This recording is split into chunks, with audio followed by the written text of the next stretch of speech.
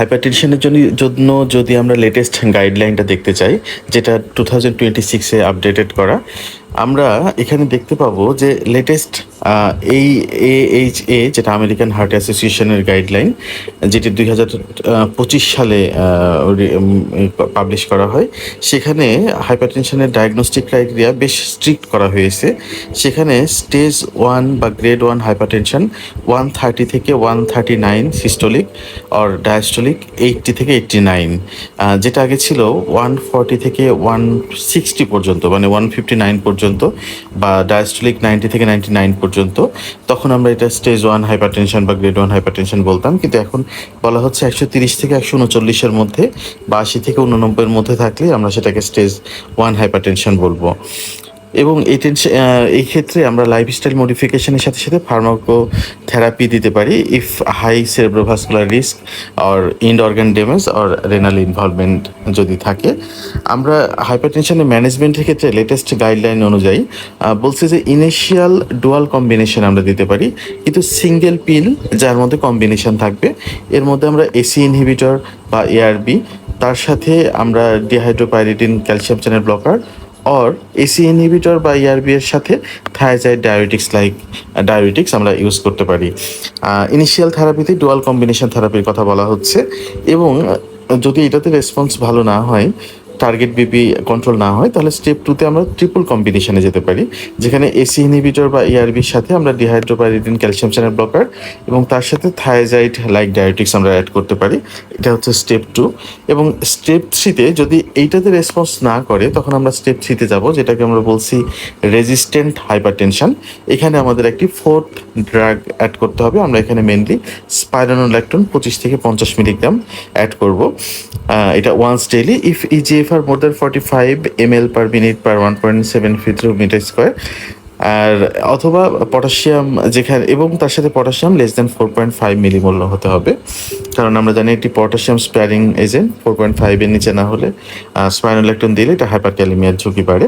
এটা ছাড়াও অল্টারনেটিভ কিছু থেরাপি দেওয়া যেতে পারে, যেমন eplerenone, amiloride, HGLT2 inhibitor, non steroidal mineralocorticoid antagonist, এগুলো আমরা ব্যবহার করতে পারি। কখনো বিটা ব্লকার ইউজ করা যেতে পারে। তবে লেটেস্ট গাইডলাইনগুলোতে বিটা ব্লকারকে 1 নাম্বার বা ফার্স্ট লাইন থেরাপির মধ্যে কিন্তু রাখা হয়নি।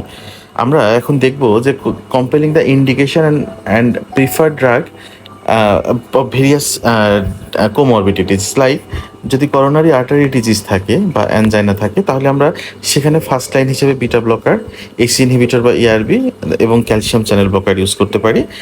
আর যদি হার্ট ফেইলিওর থাকে উইথ রিডিউসড ইজেকশন ফ্র্যাকশন, তাহলে আমরা ফ্যান্টাস্টিক 4 আমরা ইউজ করি। তো ফ্যান্টাস্টিক 4-এর মধ্যে থাকবে আর্নি, যেটা স্যাকুবিট্রিল এবং ভালসারটানের কম্বিনেশন, তার সাথে বিটা ব্লকার, বিশেষ করে কার্ভিডেলোল বা মেট্রোপোলোল, বিসোপ্রোলোল অ্যাড করা যেতে পারে। আরেকটা হচ্ছে মিনারেলোকর্টিকয়েড রিসেপ্টর অ্যান্টাগনিস্ট, আরেকটা হচ্ছে HGLT2 ইনহিবিটর অর্থাৎ এম্পাগ্লিফোজিন। এই 4টি ড্রাগকে একসাথে ফ্যান্টাস্টিক 4 বলা হয়। এই ফ্যান্টাস্টিক 4 কিন্তু অ্যান্টি হাইপারটেনসিভ না, এটা আসলে একটা হার্ট ফেলিওরের পেশেন্ট যাদের রিডিউসড ইজেকশন ফ্র্যাকশন, তাদের হাইপারটেনশন কন্ট্রোল করার জন্যই এই ফ্যান্টাস্টিক 4টা ইউজ করা হয়। Heart failure with preserved ejection fraction যদি থাকে, তাহলে আমাদের ফার্স্ট চয়েস হবে HGLT2 inhibitor, mineralocorticoid receptor antagonist, ARNI বা মানে সেকুবিট্রাল ভ্যালসারটানের কম্বিনেশন। আর কখনো কখনো আমরা ডায়াবেটিক ইউজ করতে পারি যদি কনজেশন থাকে। যদি ক্রনিক কিডনি ডিজিজ থাকে বা প্রোটিনিউরিয়া থাকে, তাহলে আমাদের ফার্স্ট চয়েস হবে এসি ইনহিবিটর। এবং পেশেন্টের যদি ডায়াবেটিস মেলাইটাস থাকে, তাহলে আমরা ব্যবহার করতে পারি এসি ইনহিবিটর বা ARB, dihydropyridine calcium channel blocker, thiazide diuretics এবং HGLT2 ইনহিবিটর। এটা আমরা ব্যবহার করতে পারি। যদি পেশেন্টের অ্যাট্রিয়াল ফিব্রিলেশন উইথ হাইপারটেনশন থাকে, তাহলে রেট কন্ট্রোলের জন্য বিটা ব্লকার এবং অবশ্যই নন ডিহাইড্রোপাইরিডিন ক্যালসিয়াম চ্যানেল ব্লকার দেওয়া হয় যদি ইজেকশন ফ্র্যাকশনটা প্রিজার্ভ থাকে। প্রেগনেন্সির ক্ষেত্রে hypertension management is very difficult. আমরা সেখানে ল্যাবেটোলল, নিফিডিপিন বা মিথাইল ডোপা আমরা ব্যবহার করতে পারি।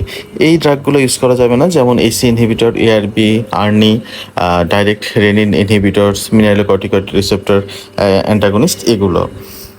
আমরা আরেকটা জিনিস দেখব, সেটা হচ্ছে হাইপারটেনসিভ ইমার্জেন্সি এবং আর্জেন্সির মধ্যে difference. It's very very important. এখানে আমরা জানি হাইপারটেনসিভ ইমার্জেন্সি হচ্ছে যখন ব্লাড প্রেশার 180 এবং ওভার 120 মিলিমিটার অফ মার্কারির চাইতে বেশি হবে এবং acute life threatening organ damage থাকবে, তাকে আমরা হাইপারটেনসিভ ইমার্জেন্সি বলি। যদি সিভিয়ার বিপি এলিভেশনের সাথে কোনো রকম অর্গান ড্যামেজ না থাকে তখন সেটাকে আমরা হাইপারটেনসিভ আর্জেন্সি বলি। তবে দুটো ক্ষেত্রেই লেটেস্ট গাইডলাইন অনুযায়ী 180/120 মিলিমিটার অফ মার্কারির বেশি হতে হবে। টার্গেট অর্গান কী কী হতে পারে, যেমন hypertensive encephalopathy, like acute stroke হতে পারে, ইসকেমিক বা haemorrhagic, acute coronary syndrome, acute pulmonary oedema, aortic dissection, acute renal failure, eclampsia, এগুলো থাকতে পারে। ম্যানেজমেন্টের ক্ষেত্রে অবশ্যই হাইপারটেনসিভ ইমার্জেন্সি আইসিইউ বা এইচডিইউতে ট্রিটমেন্ট করতে হবে। আর যেন আমরা কন্টিনিউয়াস ইন্ট্রাআর্টারিয়াল বিপি মনিটরিং করতে পারি। আর হাইপারটেনসিভ আর্জেন্সিটা আমরা আউট পেশেন্ট বা ইমার্জেন্সি ডিপার্টমেন্টে করা যেতে পারে, যেখানে অবজারভেশন রাখা যায়। আমরা রুট অ্যান্ড ভেলোসিটির ক্ষেত্রে আমরা হাইপারটেনসিভ ইমার্জেন্সির ক্ষেত্রে অবশ্যই ইন্ট্রাভেনাস আমরা ড্রাগ ইউজ করব। এখানে আমরা টার্গেট থাকবে mean arterial pressure less than 20 to 25% in the first hour. এটা আমাদের প্রথম ঘন্টাতে আমাদের টার্গেট মিন আর্টারিয়াল প্রেশার কমাতে হবে এবং তারপরে 160/100 millimetre of mercury within 22 to 6 আওয়ার্সের মধ্যে আনতে হবে।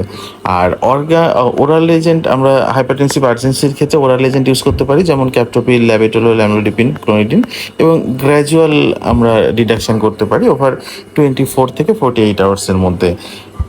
ফার্স্ট লাইন আইভি ড্রাগের মধ্যে আমরা হাইপারটেনসিভ ইমার্জেন্সিতে ল্যাবেটোলোল, নিকারডিপিন আমরা ইউজ করি, সোডিয়াম নাইট্রোপ্রোসিড ইউজ করা যায়, নাইট্রোগ্লিসারিন আমরা ইউজ করতে পারি, ইসমোলল আমরা ইউজ করতে পারি।